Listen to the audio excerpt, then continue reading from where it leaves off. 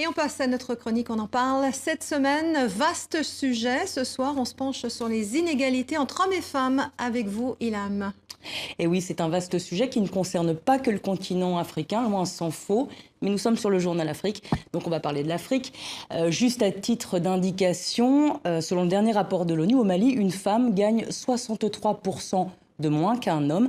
Alors, voici une illustration des inégalités. Quelle solution? C'est la question que nous avons posée cette semaine. Mais avant les solutions, Ilham, beaucoup ont tenu à expliquer la source de ces inégalités. Et oui, comme Roland, depuis Kinshasa, qui nous dit que cette inégalité est biblique. La femme est sortie de l'homme, de sa côte, je le précise. Donc elle ne peut être l'égale de l'homme. Dans la même veine, Eric, toujours depuis la RDC, l'homme est à la gloire de Dieu et la femme. Et la gloire de l'homme, vouloir que la femme soit l'égale de l'homme, c'est vouloir que l'homme soit l'égal de Dieu. Alors, Damaris Marchand, vous êtes spécialiste de cette question. Quel est le poids de la religion dans l'explication de ces inégalités, selon vous? J'ai bien l'impression que la religion a bon dos. On y colle tout ce qu'on veut quand ça arrange les uns et les autres, et quand ça n'arrange pas non plus, on dégage la religion. Mais je ne vois pas du tout qu'est-ce que la religion vient faire là-dedans lorsqu'on parle des inégalités, puisque les inégalités, on les trouve que ce soit en Afrique ou dans d'autres pays du monde, même dans des pays dits développés. Je voudrais prendre juste l'exemple, il n'y a pas très longtemps, que les femmes françaises votent. Très longtemps, elles sont restées, elles ne pouvaient pas ouvrir non plus un compte sans l'autorisation. Et ça, en Afrique, on trouve encore des pays où, même avoir le droit d'aller travailler, il faut se référer à son époux qui doit donner l'autorisation. Mais comment voulez-vous qu'on développe le continent africain, un pays, une société, si la moitié de la population de cette société n'a pas le droit de travailler ni d'être éduqué, et j'en passe. Alors justement, vous abordez la question des mentalités ou plus globalement de la culture. C'est un thème qui revient chez les internautes, Ilham. Oui, je vous lis ce qu'écrit Souad depuis Auban en France. Souad, qui est l'une des rares femmes à avoir réagi à cette question. L'homme, c'est l'homme, la femme, c'est la femme. Chacun son statut, chacun sa place. On ne peut pas changer la nature. Chadark, depuis Bukavu, en RDC, va dans le même sens. Les hommes seront toujours supérieurs aux femmes. C'est une loi naturelle. On sent que les croyances populaires sont profondément ancrées, même si elles ne reposent sur aucune vérité scientifique, il faut le préciser. Alors comment faire pour changer ces mentalités? Eh bien, c'est la question que pose Cheikh Oumar depuis Bamako au Mali. Pourquoi cette marginalisation des femmes persiste au XXIe siècle? Une législation peut-elle régler la situation des femmes? Damaris, est-ce que les États doivent agir en ayant recours à la loi, s'il le faut, pour inverser la tendance? Est-ce que ça fait partie des solutions? Moi, je pense que ça fait partie des solutions parce que les sociétés évoluent.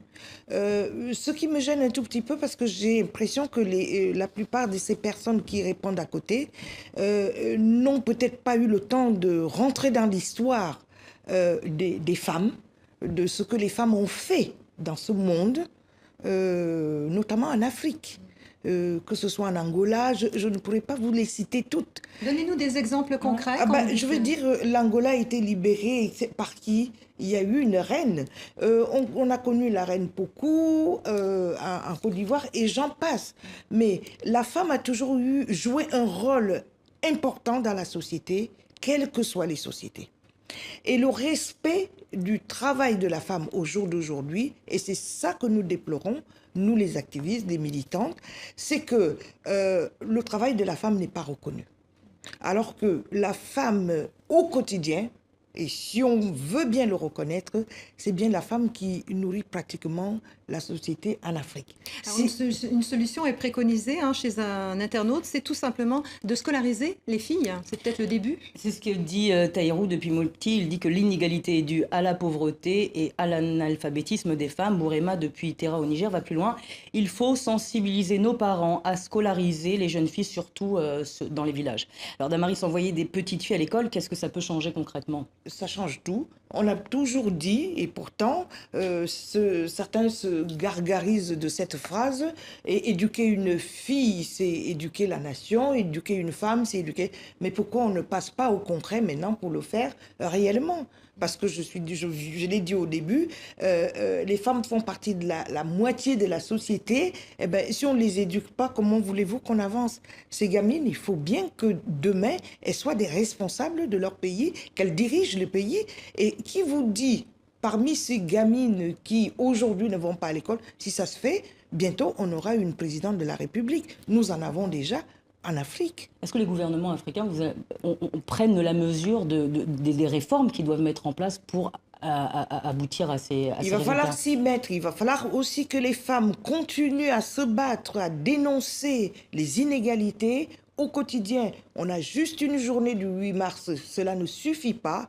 Il faut que à toutes les occasions, il soit possible de mettre en place des débats, des réunions, des conférences, des formations et de la mobilisation pour que, au fur et à mesure, qu'on comprenne que cette situation ne peut plus durer. Il faut peut-être former les hommes également. C'est peut-être important dans la scolarisation des garçons également de leur montrer quel est le rôle des femmes. Exactement. C'est dès le jeune âge que les garçons doivent être formés pour comprendre que la fille est capable de faire le même travail que lui, et d'ailleurs les mêmes études, parce que tout simplement, les parents peut-être auparavant n'avaient pas eu cette culture ou n'avaient pas pris conscience de ce que c'était, mais depuis plusieurs années maintenant, on voit bien que les jeunes filles font les mêmes études, sinon plus, et sont même plus diplômées quelquefois que les garçons, et font des métiers.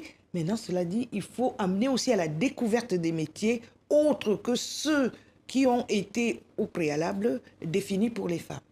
Damaris Marchand, merci pour votre éclairage, votre analyse. Merci, Ilham. Merci.